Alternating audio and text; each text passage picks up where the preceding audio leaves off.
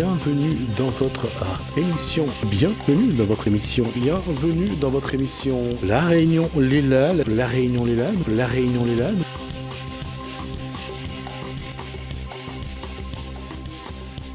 Reste un petit peu avec nos frères maorais. Tout à l'heure, on a parlé de musique. Cette fois-ci, on va parler d'autre chose. On va parler des actions qui se déroulent du côté de Mayotte en faveur des personnes porteuses de handicap. On voit ça dans Gazem Réunionnais.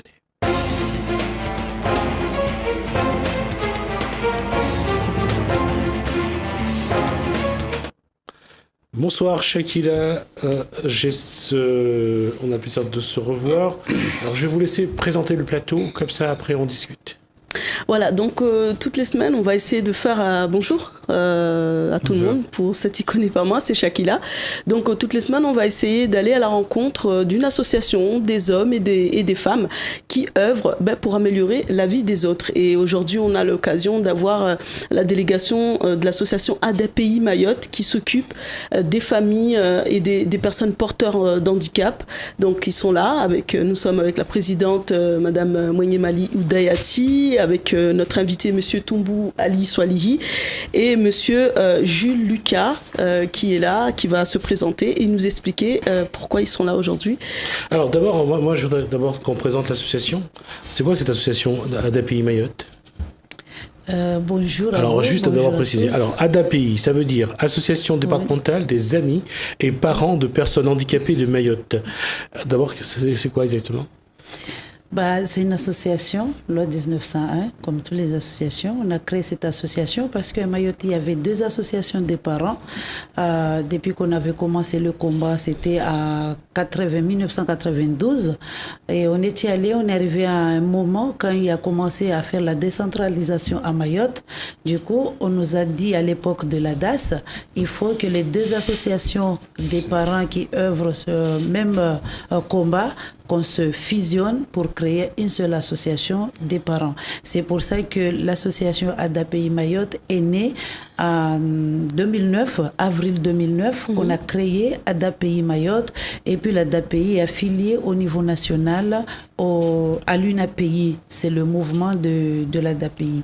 Du coup, c'est une association qui œuvre le combat des personnes porteuses du handicap, surtout c'est par rapport à accueillir et conseiller les familles pour défendre le droit de ces enfants, de ces personnes-là. Et puis aussi c'est de contribuer à la vie quotidienne.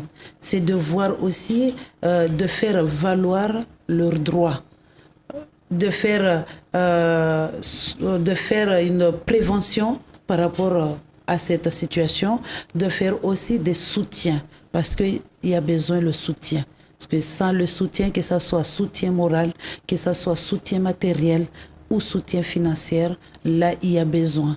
Le besoin est là. Surtout que ce soit à Mayotte ou ailleurs, parce que moi, là, je rentre directement. C'est vrai, on présente l'association, mais le débat, je ne peux pas m'arrêter sur ça, parce que quand on regarde, on cherche à aider cette personne-là, et nous, à Mayotte, on croit que en venant à La Réunion, on peut trouver le bien-être de la personne.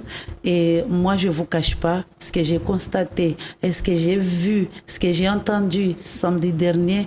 Alors là, nous sommes pareils pour mettre le combat en place. C'est vrai, il y a des améliorations chez vous, mais il y a des choses qui ne marchent pas, qui ne fonctionnent pas. C'est pareil comme chez nous.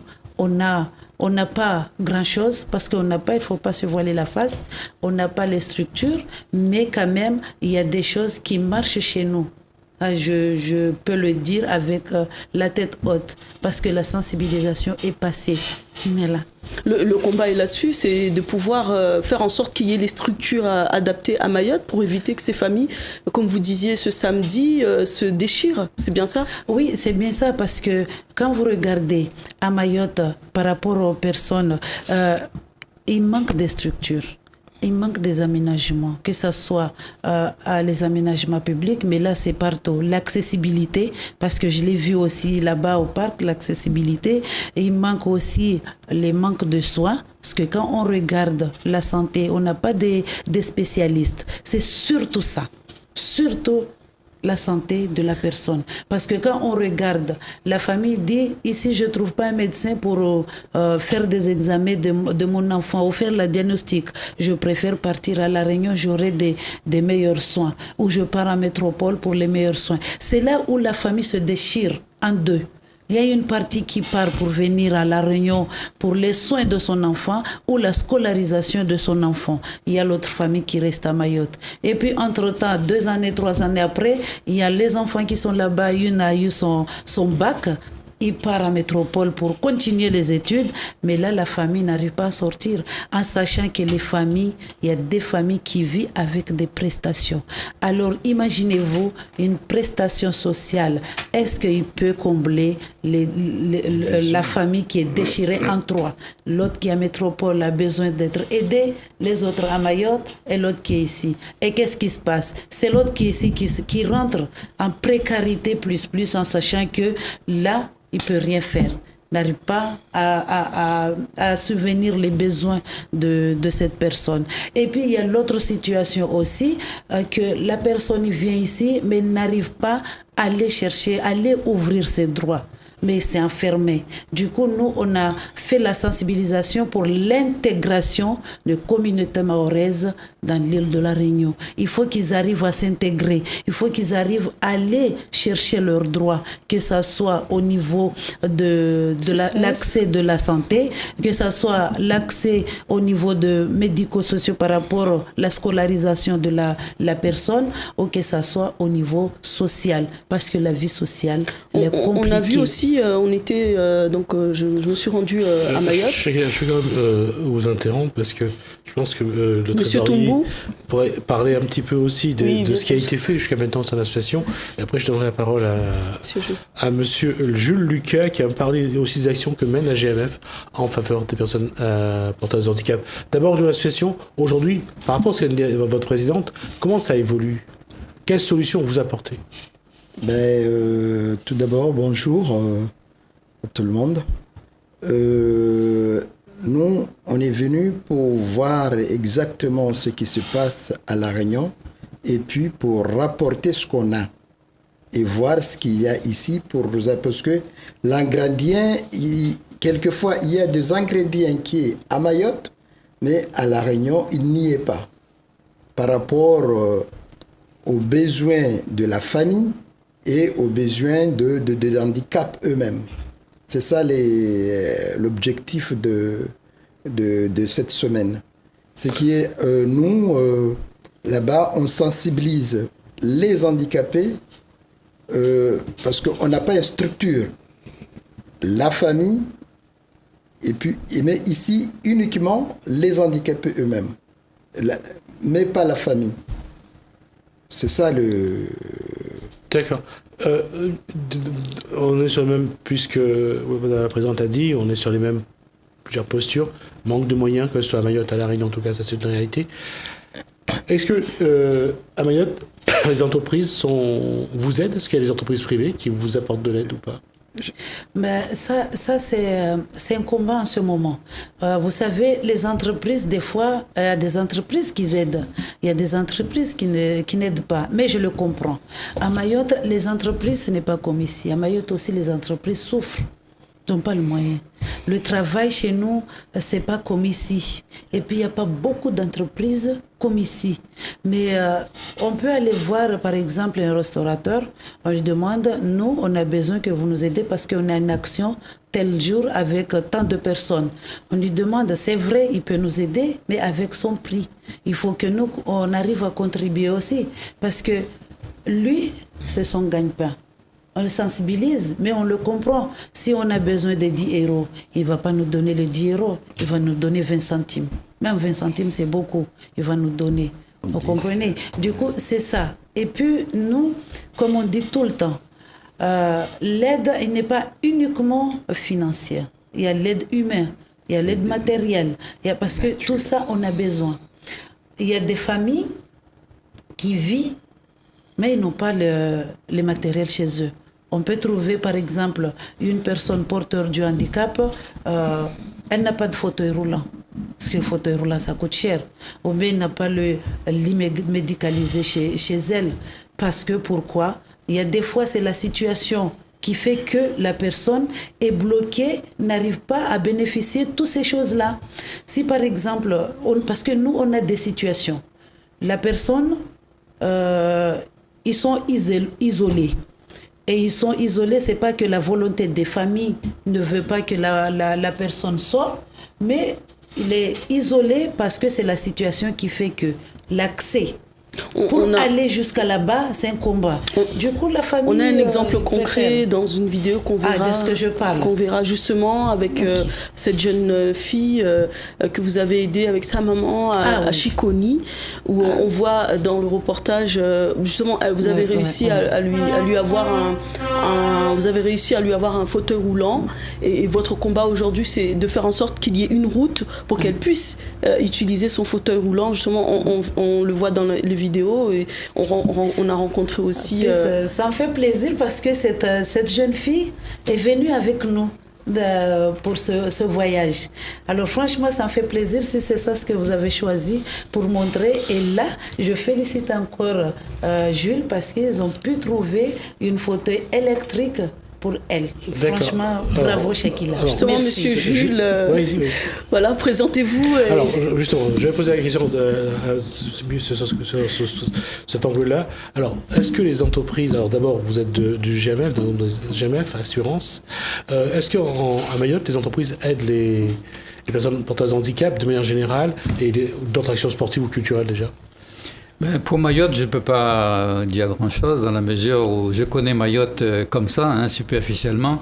Je ne travaille pas là-bas, quoique on a un bureau à Mayotte et j'y vais 2 fois par an. D'accord? Mais par rapport à... Alors, comment vous êtes venu à aider l'association? Alors, comment je suis venu? Alors, quand on a ouvert le bureau à Mayotte, j'ai précisé au directeur d'agence de me signaler des situations de problématiques handicap et surtout s'il y a des associations qui s'en occupent. Alors finalement, je vois arriver dans mon bureau Ouda, et quand elle m'a expliqué ce qu'elle faisait à Mayotte pour, casser l'isolement des Mahorais qui se trouvent en situation de handicap, surtout changer le regard, tenter de changer le regard de la population mahoraise sur le handicap, je lui ai dit, écoute, je vais t'aider et je te promets un bus dans l'année. Et c'est parce que je peux activer le GMF Solidarité Fonds d'entraide que j'ai pu me permettre de monter un dossier rapidement et de lui obtenir son bus. L'année dernière, le 6 mars, je suis allé livrer le bus de 38 000 € qui permet de casser l'isolement de ses adhérents. Mais je n'ai pas fait qu'à Mayotte cet acte. Il faut savoir qu'à La Réunion, j'ai déjà fait attribuer 4 minibus aux associations d'handicapés. La coordination, Handisport Club de Saint-Denis, Handistraction de Saint-Benoît, la résidence du Bocage qui héberge des personnes déficientes mentales, donc a pu obtenir un minibus. J'ai pu aussi faire délivrer un kangou de 20 000 € à l'association Autisme Réunion. Alors, pour moi, j'ai une sœur handicapée. Et je sais que le monde de l'handicap est très compliqué, surtout l'handicapé. Il a plusieurs problèmes d'ordre physique, d'ordre esthétique, d'ordre professionnel, d'ordre familial, d'ordre médical. Et donc, si on rajoute à ça l'isolement, c'est la fin des haricots, quoi. C'est pour cette raison que nous, avec ce fonds, nous avons la possibilité d'intervenir, et même pour les restes à charge fauteuil, pour l'aménagement de l'espace de vie des enfants handicapés, pour monter les organes de conduite au volant de voiture, ça coûte quand même à 3 800 €. On prend les restes à charge, si la personne est sociétaire à la GMF, bien sûr. Voilà dans quelle mesure j'ai pu intervenir, et je suis très fier de pouvoir les soutenir. Et là aussi, on va récupérer ce fauteuil électrique d'un ami qui n'en a plus besoin, plus d'autres matériels également, d'ici aujourd'hui ou demain, qui iront à Mayotte. Aujourd'hui, concrètement, où en est l'association? Quels sont vos projets pour l'avenir et qu'est-ce que vous espérez de... Franchement, sans vous cacher, Shakila, nous, ce n'est pas uniquement que l'ADAPI, il faut qu'il arrive à ouvrir des structures. Non. Le combat, c'est qu'on se bat pour le développement de la situation de personnes porteuses du handicap à Mayotte s'améliore. Ça, c'est pour développer. Du coup, nous, on se bat pour le gouvernement, on se bat pour notre département, qu'ils arrivent à changer les choses. Parce que la situation à Mayotte, ce n'est pas que l'association ADAPI qui peut le faire, c'est à tous les Maoris et les personnes qui se soucient pour notre île. Du coup, sans l'ensemble des personnes, on ne peut pas y aller de l'avant. Mais Shakila, moi, je ne vous cache pas, je voulais juste dire que le bus qui a été attribué par GMF nous sert, vous venez de le dire, vous avez eu l'occasion de découvrir les actions, les activités qu'on mène par rapport à l'association, mais franchement, ça nous a facilité par rapport à la sensibilisation, par rapport au soutien, par rapport à l'accompagnement, parce qu'on fait les accompagnements au niveau des familles et des personnes elles-mêmes. On fait des soutiens, on fait la formation. Alors là, on se déplace, c'est l'association qui se déplace vers la famille. Mais ce n'est pas la famille qui se déplace, parce qu'il faut savoir qu'une famille, s'il a son 10 €, ça c'est pour aller acheter à manger pour son enfant. Parce qu'il y a des gens qui vivent avec 0 €. Du coup, on ne peut pas se permettre à dire aux familles de se déplacer sur les 4 coins, de venir nous retrouver à Mamoudzou ou à Tingoni, parce qu'on a deux sièges. On a Mamoudzou et on a dans la commune de Tingoni. On félicite les personnes, c'est l'État et la commune de Tingoni qui nous ont attribué le local. Du coup, nous, on arrive à faire le soutien aux familles par rapport à ça. On arrive à faire la formation par rapport à ça aussi, parce que la formation, nous, on ne va pas le former comment ils vivent avec leurs enfants. Mais on a constaté qu'il y a des simples signes, simples gestes à faire à domicile, mais là, quand on va voir des médecins ou quand on va aller à l'hôpital, où on a eu une longue hospitalisation, on ne vous explique pas qu'à la maison, il faut faire ça, ça, ça. Du coup, on a constaté par rapport à nos familles qui ont des enfants en situation de déglutition. La déglutition, c'est les personnes qui n'arrivent pas à avaler tout droit. Du coup, on essaie d'expliquer aux familles comment il faut faire, comment il faut, en arrivant à la maison, dès qu'il faut manger, comment il faut faire pour donner l'enfant. Ou bien même au niveau de la toilettage des enfants, parce que les enfants, on le dit toujours sur les slogans, les enfants grandissent, les parents vieillissent. Alors comment faire? Je vais donner l'exemple. Il y a des enfants qui sont privés à l'accès aux soins. Ça, ce n'est pas la volonté des familles, mais c'est que là où ils habitent, l'enfant a grandi, la maman ne peut pas porter cet enfant jusqu'à l'amener dans les établissements. Voilà, dans l'établissement médical. Il n'y a pas que ces cas-là, mais les cas, ils sont beaucoup. Ces cas-là, ils sont beaucoup. Monsieur Toumbou, ça fait plus de 30 ans que vous vivez à La Réunion. Vous êtes un homme engagé. Qu'est-ce qui a évolué ou qu'est-ce qui doit évoluer par rapport à ce domaine du monde de l'handicap? Je vis dans ce monde d'handicap parce que moi-même, je suis porteur d'un handicap et en tant que sportif, par rapport à ce que je faisais à La Réunion et ce que j'ai fait à Mayotte, j'ai découvert qu'au niveau des sports sur La Réunion, c'est un peu baissé. Vraiment baissé, je ne sais pas pourquoi, mais vraiment baissé. Ce n'est pas comme La Réunion que je connais avant. Je ne sais pas pourquoi. Parce qu'à La Réunion, il y avait 8 équipes déjà. Ils étaient même à Séoul. Oui, ils étaient même à Séoul. Il y avait j'étais même sélectionné de La Réunion. On était vraiment, il y avait vraiment de l'ambiance, il y avait de jeux un peu partout, c'était bien. Mais maintenant, quand je vois avant-hier l'équipe de Saint-Benoît, qui était vraiment un champion de La Réunion, que moi j'avais peur de combattre, je me suis dit, tiens, là vraiment, La Réunion est complètement baissée, quoi, leur niveau.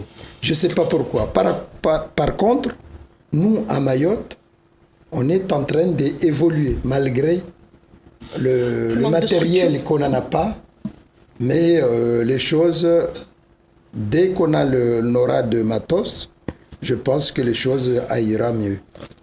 Voilà. On va malheureusement rester là parce qu'on arrive déjà à 20 minutes. Alors peut-être ma dernière question, aujourd'hui qu'est-ce que vous attendez des Réunionnais? Qu'est-ce que vous attendez qu'ils vous apportent? Ou est-ce qu'il y a un message que vous faites passer? Moi, le message que j'ai envie de passer, c'est que si la Réunion arrivait à nous aider sur le combat d'évoluer sur Mayotte. Surtout, moi, je parle du côté, quand on dit l'ARS, c'est ARS Océan Indien, Réunion Mayotte. Il faut qu'on arrive à ouvrir les places comme on les ouvre à la Réunion. Il faut qu'on arrive à donner l'enveloppe qu'on donne à la Réunion, qu'on arrive à le donner pareil qu'à Mayotte, pour qu'on puisse ouvrir les établissements de nos enfants. Et je lance aussi, j'ai vu, il y a une convention qui a été signée par notre département de Mayotte et les départements de la Réunion. J'espère que là-dedans, sur ce pacte, ils arrivent à développer le monde des porteurs handicap. Parce que là, on a besoin. Parce que là, même si on ne peut pas parler du handicap sans parler du social, on ne peut pas parler du social sans parler du handicap. C'est deux choses qui s'associent. Alors, il faut qu'on arrive à le développer. Et puis, moi, je tiens à remercier, parce que je reviens dans le cadre du groupe de voyage, je tiens à remercier la Caisse de sécurité sociale de Mayotte, parce que c'est la Caisse de sécurité sociale qui nous a permis de faire ce voyage. La Caisse est toujours derrière nous, même si c'est pas...